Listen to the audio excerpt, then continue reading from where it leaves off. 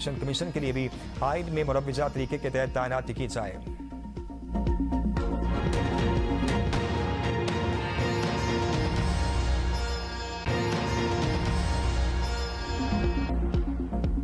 आज़ाद कश्मीर इंतखाबात का तीसरा मरहला LA 14 बाग में बड़ा अपसेट।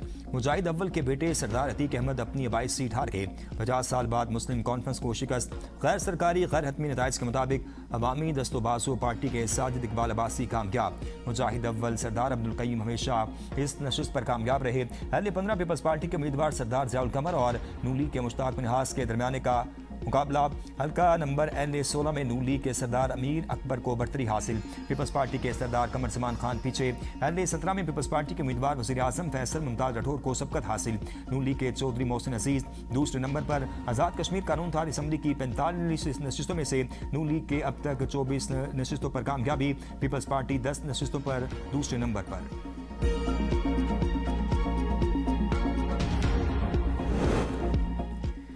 पीपल्स पार्टी का इलेक्शन के तीसरे मरहले में भी धांधली का इल्जाम। सेक्रेटरी जनरल नय्यर हुसैन बुखारी ने कहा, नून लीग ने पहले और दूसरे मरहले के बाद तीसरे मरहले में भी धांधली के रिकॉर्ड कायम कर दिए। पीपल्स पार्टी मुसलसल चीफ इलेक्शन कमिश्नर और सेक्रेटरी इलेक्शन कमीशन को शिकायत से आगाह कर रही है। हर शिकायत पर कहा जा रहा है कि कुछ नहीं हुआ, सब ठीक है। पीपल्स पार्टी रहनुमाओं परवशा खान शहला रजा ने प्रेस कॉन्फ्रेंस करते हुए कहा, आज़ाद कश्मीर का इलेक्शन तारीख का मुतनाज़ तरीन इलेक्शन है। धांधली की आड़ में कश्मीर में नई आग लगाने का प्लान है। कहा कि अब तक के नताइज का नून लीग को पहले से ही इल्म हो गया। नून लीग के वज़रा ने नताइज का पहले ही ऐलान कर दिया। बिलावल भुट्टो ने कहा कि यह हसास इलाका है, धांधली रोके वरना हम नहीं मानेंगे। नून लीग के हक में कश्मीरी अवाम ने वोट दिया। अवामी राय का एहतराम जरूरी है। वोट को इज्जत देने के लिए धांधली का खात्मा जरूरी है। हर थोड़ी देर बाद उनके प्यादे सिंध हुकूमत का दुखड़ा सुनाते हैं।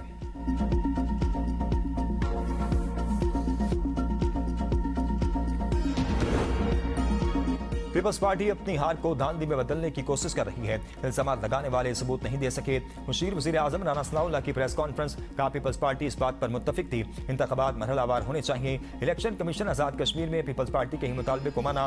पीपल्स पार्टी ने पंजाब की किसी सीट पर मीटिंग और जलसा नहीं किया। हम तो तवक्को कर रहे थे वो उल्टी गिनती को सीधा कर देंगे, हमारी जीत पर हमें मुबारकबाद देंगे। धरना करने वालों को मालूम हो जाना चाहिए वो इलेक्शन नहीं रोक सके। मुंतखब हुकूमत जायज़ मुतालबात पर जरूर नजरसानी करेगी। आज़ाद कश्मीर के अवाम को बरगलाने वालों को कानून का सामना करना पड़ेगा। अमीर मकाम ने कहा कि इल्जाम तराशी करने वालों ने रात से स्क्रिप्ट बनाया हुआ था।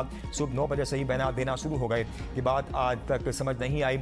उनको इल्जाम तराशी से क्या मिलेगा? ये हमारे जलसे में शिरकत करने वाले अवाम से अंदाजा लगा लें। उनके रोने धोने पर हैरत होती है।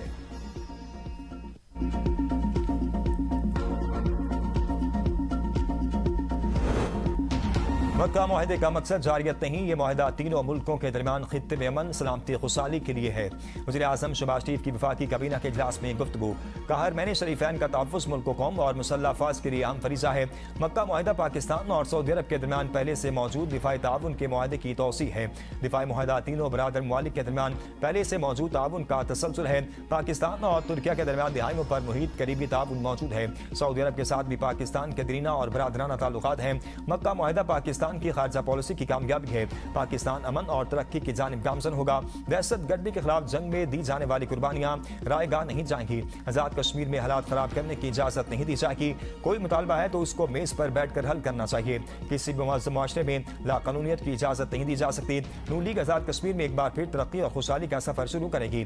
काबीना ने मुल्क की दिफाई मुआहदे को तारीखी करार दे दिया।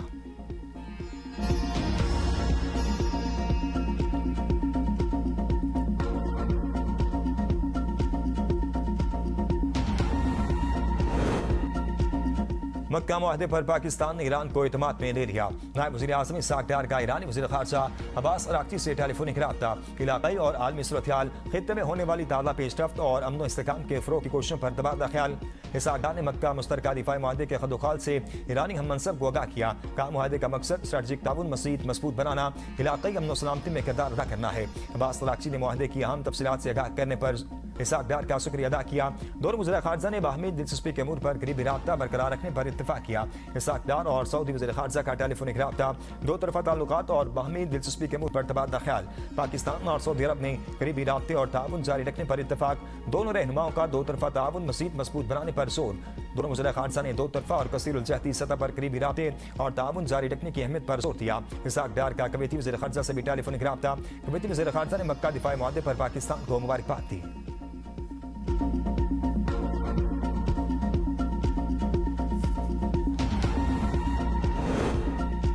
पाकिस्तान, तुर्किया और सऊदी अरब के दरमियान दिफाई मुआहदे से ईरान को कोई खतरा नहीं। तर्जुमान ईरानी वज़ारत ख़ारजा इस्माइल बकाई का कहना है अमरीकी सिक्योरिटी की नाकामी के बाद खित्ते में नए मुआहदे हो रहे हैं।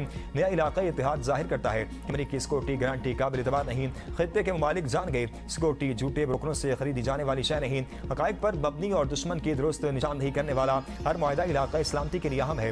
बाहमी मुआहदे की खिलाफ वर्जियाँ जारी रहीं तो अमरीका से कोई बातचीत नहीं होगी। अमरीका मशरिक़ वस्ता में अदम इस्तेहकाम का जिम्मेदार है। पाकिस्तान ने अब्बास अराग़ची और मोहम्मद बाकिर कालिबाफ को मुज़ाकरात के लिए इस्लामाबाद के दौरे की दावत दी है। दोनों रहनुमा मुनासिब वक्त पर पाकिस्तान का दौरा करेंगे। पाकिस्तान ने अमेरिका और ईरान के दरमियान कशीदगी कम करने के लिए अहम किरदार अदा किया। ईरानी क़यादत पाकिस्तान की जानिब से सिफारती कोशिशों को कदर की निगाह से देखती है।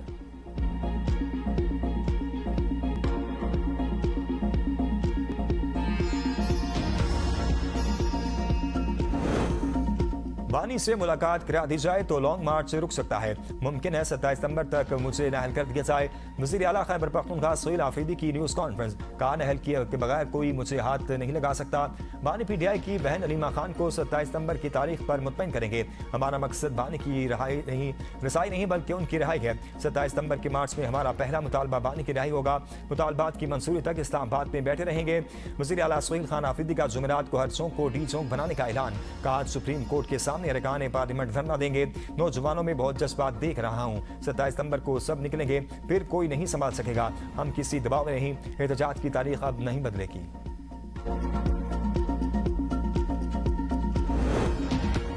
जुमेरात तक बानी PTI से मुलाकात नहीं हो सकती। सोहेल आफरीदी 20 लाख अफराद इस्लामाबाद ला कर दिखाएं। मुशीर वज़ीर आज़म राना सनाउल्लाह कहते हैं धमकियों से मुलाकात नहीं होगी, कानूनी तरीकाकार अपनाना चाहिए। मुझे लगता है कि वज़ीर आला खैबर पख्तूनख्वा के साथ हाथ हो गया। इस बार नाकाम हो गए तो इन्हें दोबारा उसी तनख्वाह पर गुजारा करना पड़ेगा। तहरीक इंसाफ के इसी रवैये की वजह से बानी से मुलाकात नहीं हो रही। खिलाफ वर्जी पर बानी PTI से मुलाकातें रोकी गई हैं। बानी से मुलाकात की सहूलत का गलत इस्तेमाल नहीं होने दिया जाएगा।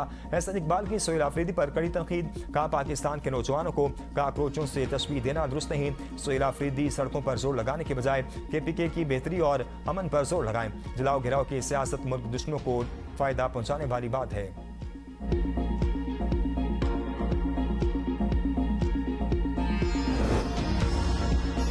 तहरीक इंसाफ में इख्तलाफात शिद्दत इख्तियार करके सलमान अकरम राजा पार्टी की आदत पर बरस पड़े। कहा मैंने गिड़गिड़ा कर इल्तिजा की थी कि हाई कोर्ट के बाहर पहुंचे।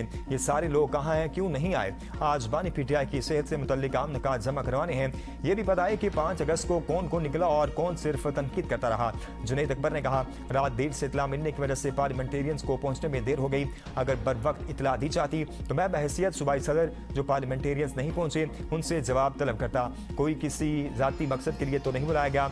इतना सीखता होने की बजाय अरकान से राब्ता करके उनको पहुंचने की तलकीन ज्यादा जरूरी थी। मिसाल यूसुफजई और सलमान अकरम राजा की मुबैना ऑडियो लीक। बताओ मैंने कौन सी साजिश की? सलमान अकरम राजा का सेनेटर मिसाल यूसुफजई से सवाल। साजिशें और ग्रुप बंदी करके ऐसे वकला को निम्बरान बनाया जिसका ILF से कोई ताल्लुक नहीं था। सेनेटर मिसाल यूसुफजई का सलमान अकरम राजा को दो टोक जवाब। विभाग की काबीना ने नेशनल हाउसिंग पॉलिसी 2026 और एक्शन प्लान की मंजूरी दे दी। पॉलिसी का बुनियादी मकसद तमाम शहरियों के लिए पायदार, महफूज और मेयारी रिहाइश की फराहमी है। काबीना ने हिदायत की एनर्जी एफिशिएंसी कोड्स को भी नेशनल हाउसिंग पॉलिसी का लाजमी हिस्सा बनाया जाए ताकि नई तामीरात तवानाई के मौसर और माहौल दोस्त तकादों से हम आहंग हों। वज़ीर आज़म को अपना घर स्कीम के तहत पेशरफ्त पर भी ब्रीफिंग दी गई। काबीना को बताया गया कि अपने घर के ख्वाहिशमंद दरख्वास्त गुजारों को मुख्तलिफ बैंकों की जानिब से 220 अरब के कर्जों की मंजूरी दी जा चुकी है। 32 अरब से जायद की रकम भी जारी की जा चुकी। काबीना ने पाकिस्तान और स्वीडन के दरमियान 1981 में तय पाने वाले 2 तरफा सरमाकारी के मुआहदे के खात्मे का नोटिस वापस लेने की मंजूरी दे दी। काबीना ने पाकिस्तान इंफॉर्मेशन सिक्योरिटी फ्रेमवर्क 2026 की मंजूरी देते हुए इसे साइबर सिक्योरिटी के लिए एक अहम रहनुमा दस्तावेज करार दिया।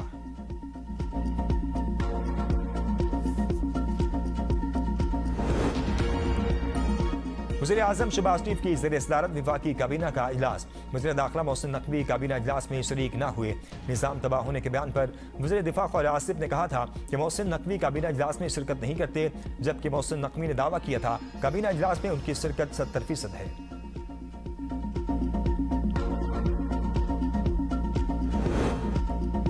चीफ इलेक्शन कमिश्नर और दीगर मेंबरान की तैनाती के लिए अपोजिशन लीडर महमूद खान अचकजई ने वज़ीर आज़म को खत लिख दिया।